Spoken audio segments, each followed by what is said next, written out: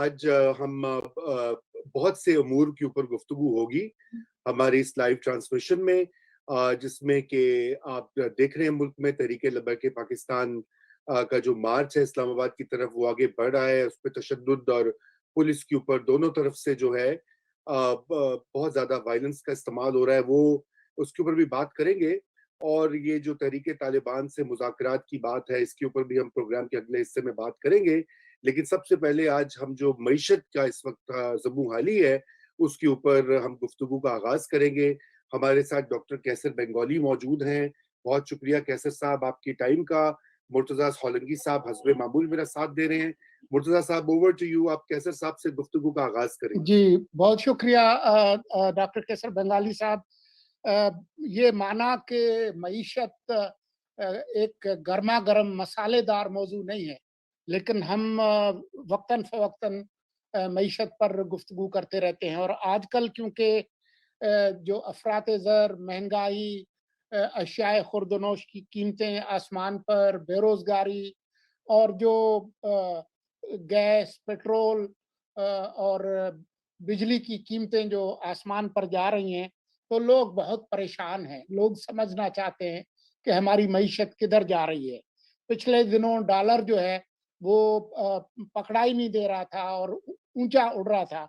ابھی ہمیں سعودی عرب سے کچھ اچھی خبریں ملی ہیں کہ جی انہوں نے 3 ارب ڈالر ہمارے مرکزی بینک میں پارک کر دیے ہیں، اور ادھار پر 1.2 ارب ڈالر تیل جو ہے وہ بھی ہمیں دے رہے ہیں. اور شوکت ترین صاحب ہمارے جو وزیر خزانہ سے ڈیموٹ ہو کے اب مشیر خزانہ بن گئے ہیں، انہوں نے اپنی تنزلی کے بعد جو پریس کانفرنس کی اس میں بڑی اچھی خبر سنائی کہ وہ IMF کا پروگرام جو کہ فریز ہو گیا تھا، اب اس کو ہم نے گرمی دکھائی ہے اور وہ پگھل جائے گا اور آ جائے گا. تو پاکستان کے عوام کو بتائیں کہ اب کیا معیشت بہت اچھی ہو جائے گی، اور جو نئی اقدامات یہ ہماری حکومت کرنے جا رہی ہے اس کے نتیجے میں پاکستان کے عوام کی جو اکثریت ہے ان کی زندگی میں کوئی بہتری آئے گی کہ نہیں آئے گی؟ لیکن سر 2 بنیادی خسارے ہیں اس ملک کے جو ہمیں اس کو ٹھیک کرنے پڑیں گے. پہلا خسارہ بجٹ ڈیفیسٹ ہے، یعنی حکومت کی جو آمدنی ہے، ریونیوز ہیں، اس کا مقابلہ اخراجات سے. ہمارا اس وقت جو غیر ترقیاتی اخراجات ہے وہ ٹوٹل ٹیکس ریونیو کے سے 50% زیادہ ہے. یہ اتنا بڑا خسارہ ہے جس کو جب تک آپ قابو نہیں کریں گے باقی چیزیں قابو میں نہیں آئیں. دوسرا خسارہ جو ہے وہ بیرونی تجارت کا خسارہ ہے. ہماری جو ایکسپورٹس ہیں پچھلے 10 سال سے 24 اور 25 ارب پہ اٹکی ہوئی ہے. آپ اندازہ لگائیں، اس میں 1 ارب کا بھی اضافہ نہیں ہوا ہے 10 سال سے. امپورٹس ہمارے 35 ارب سے 50 ارب سے زیادہ ہو گئے.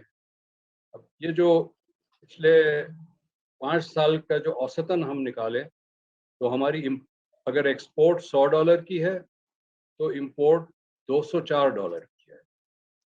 تو یہ 2 خسارے پورا کرنے کے لیے ہم صرف قرضہ ہی لے سکتے ہیں، اور ہم قرضے پہ چل رہے ہیں. اب قرضے پہ کب تک آپ ملک کو چلائیں گے؟ یہ جو وقتاً فوقتاً کوئی اچھی خبریں سنا دیتے ہیں، یہ صرف یہ ہے کہ جی عمارت میں دمک لگی ہوئی ہے اور آپ رنگ شنگ کر کے اچھے پردے وردے لگا کے کہہ دیتے ہیں کہ دیکھیں جی کتنی اچھی عمارت ہے. یہ جب تک یہ بنیادی جو خسارے ہیں اس کو ٹھیک نہیں کریں گے، نہ تو ملک کی معیشت ٹھیک ہوگی، نہ عوام کی معیشت ٹھیک ہوگی. اس کی قیمت عوام دیتے رہیں گے، افراط زر کے حوالے سے اور بے روزگاری کے حوالے سے. بالکل بہت صحیح آپ نے کہا. اور ڈاکٹر صاحب یہ بتائیے کہ یہ جو ڈالر کی آپ نے دیکھا اس وقت جو بہت گرما گرمی بحث بھی اس کے اوپر جاری ہے کہ ڈی ویلیویشن سے جو ایکسپورٹس ہیں وہ بہتر ہوتی ہیں اور پاکستان کی کرنسی جو ہے وہ اوور ویلیوڈ تھی. آپ اس پورے معاملے کو کیسا دیکھتے ہیں؟ کیونکہ یہ ہمارے ہاں جو مہنگائی کا سب سے بڑا سبب ہے وہ تو یہی ہے کہ جو ہماری وہ امپورٹس جن کو مثلا تیل پیٹرول اس کے اوپر تو وہ کوئی ہم کمی بیشی ہو ہی نہیں سکتی, اس نے آنا ہی آنا ہے ملک میں, اس کے بغیر معیشت نہیں چلتی. تو یہ جو پالیسی ہے یہ اس کے اوپر جو حکومت کا جو موقف ہے اس وقت اور جو ان کے فیصلے ہیں اس کے اوپر آپ کیا کہیں گے؟ دیکھیں, دو باتیں آپ نے کی ہے. پہلی بات یہ کہ ڈی ویلیویشن سے ایکسپورٹ بڑھنی چاہیے, یہ ٹیکسٹ بک میں یہی لکھا ہے جی کہ اگر آپ کا ڈی ویلیو کریں گے تو ایکسپورٹ بڑھتی ہے. لیکن سوال یہ کہ آپ کے پاس کچھ بیچنے کو ہو تو آپ ایکسپورٹ بڑھائیں گے نا.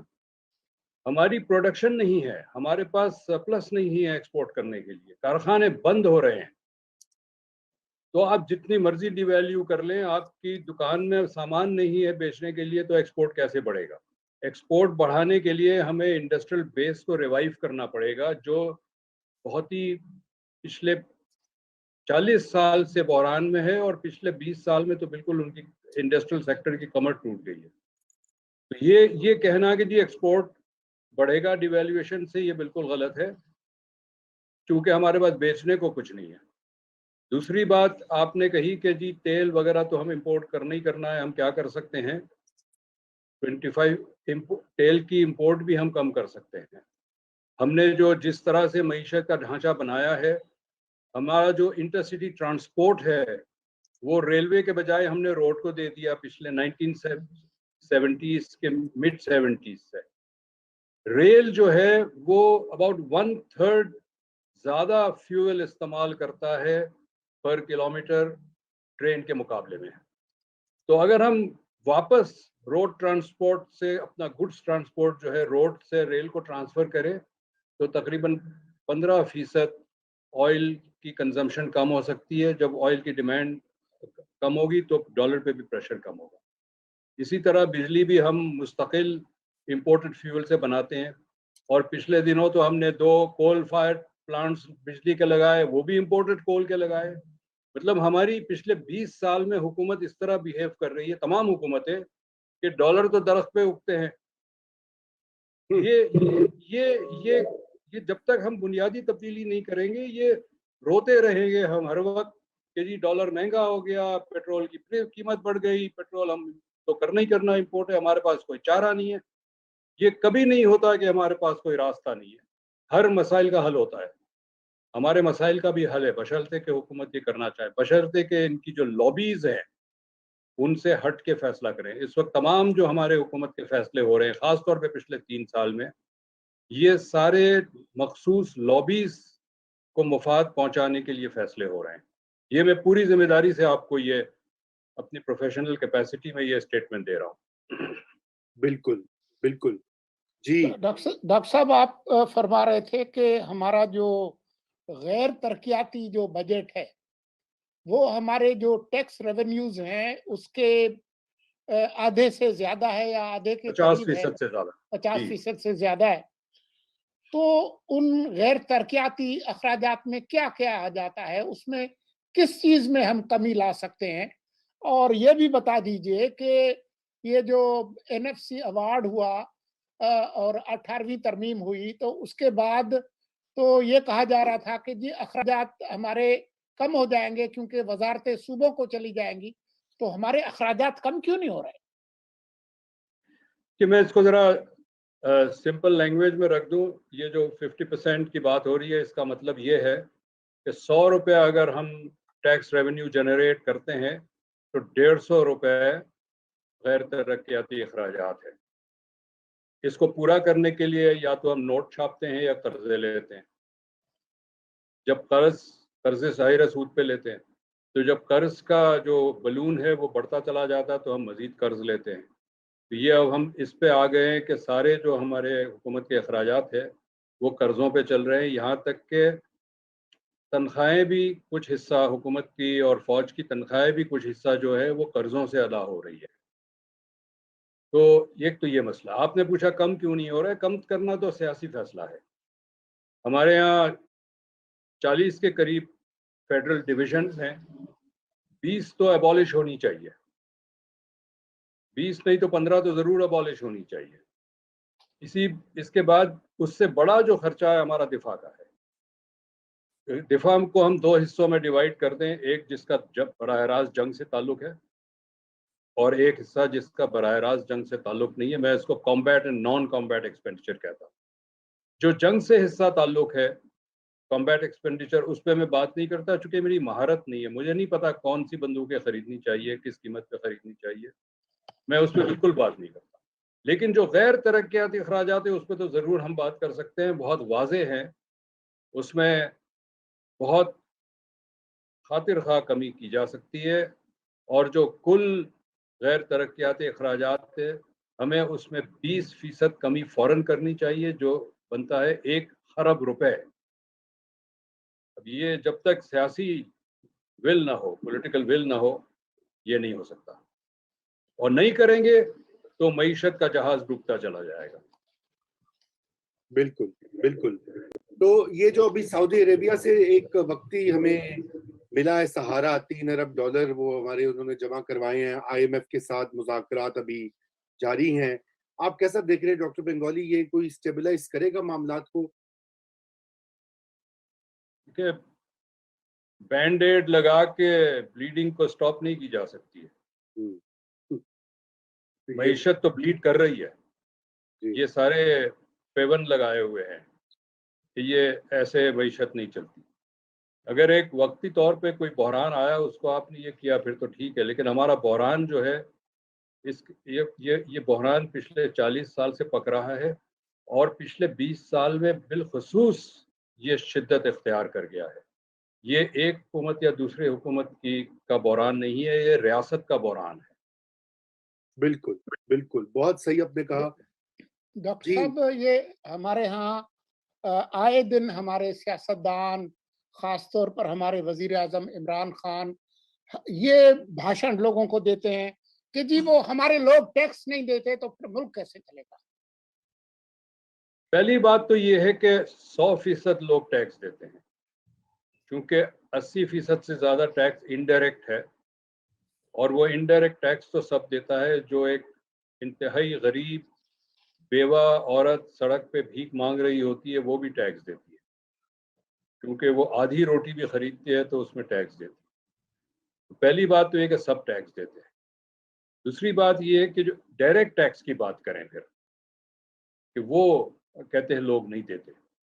یہ صحیح ہے، بہت لوگ نہیں دیتے، لیکن میں نے اس کے سارے اعداد و شمار کو دیکھا ہے. معیشت میں گنجائش نہیں ہے مزید ٹیکس دینے کی.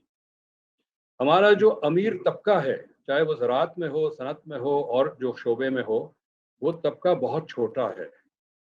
ہمیں دولت بہت نظر آتی ہے، چونکہ ہمارے جو امیر لوگ ہیں ان کو بڑا شوق ہے اپنے دولت کو دکھانے کا، محل نما گھر میں رہنے کا، بڑے بڑے پجیرو اور مرسیڈیز اور BMW چلانے کا، اور غیر ملکی ہالیڈیز کرنے کا. اور یہ سارے دولت کا دکھاوا جو ہے یہ ہماری جو اشرافیہ ہے ان کی ثقافت ہے. لیکن اشرافیہ کے نمبرز جو ہیں وہ بہت کم ہے، بہت چھوٹے ہیں. آپ جو لوگ ٹیکس دیتے ہیں اس کے نمبرز کو آپ ڈبل کر دیں، پھر بھی جو ایبسولوٹ ریونیو ہے وہ اتنا نہیں ہوگا. مطلب اتنا نہیں ہوگا کہ آپ کا بجٹ کا خسارہ پورا کر سکیں گے. اور جو انڈائریکٹ ٹیکسز ہیں اس میں تو گنجائش ہی نہیں ہے. اب انڈسٹری سے آپ سب سے زیادہ جو ہمارا ٹیکس ریونیو ہے وہ انڈسٹری سے آتا ہے، GST کے فارم میں. انڈسٹری بند ہو رہی ہے، اس سے آپ کیا مزید ٹیکس جمع کریں گے؟ تو جو ہماری معیشت کی بیس ہے، اکنامک بیس ہے، وہ کمزور ہو گئی ہے. گنجائش نہیں ہے مزید ٹیکس جنریٹ کرنے کی. ہمیں جو بحران ہے اس فسکل ڈیفیسٹ کا، وہ صرف اخراجات کم کر کے ہم اس کو سنبھال سکتے ہیں، غیر ترقیاتی اخراجات کر کے. ٹیکس میں اب ان کا گنجائش نہیں ہے مزید اس میں اضافہ کرنے کی. جی بہت شکریہ. بہت شکریہ ڈاکٹر صاحب. اور بھی بہت ساری باتیں تھیں، وہ ہم کسی اور وقت آپ کو زحمت دیں گے. آپ کے وقت کا بہت شکریہ. شکریہ مرتضیٰ صاحب. شکریہ رضا جی. ویلکم جی، ویلکم سر. خدا حافظ. خدا حافظ. تو ناظرین، اس ہماری یہ مختصر معیشت کی جو صورتحال کے اوپر آپ نے سنا تبصرہ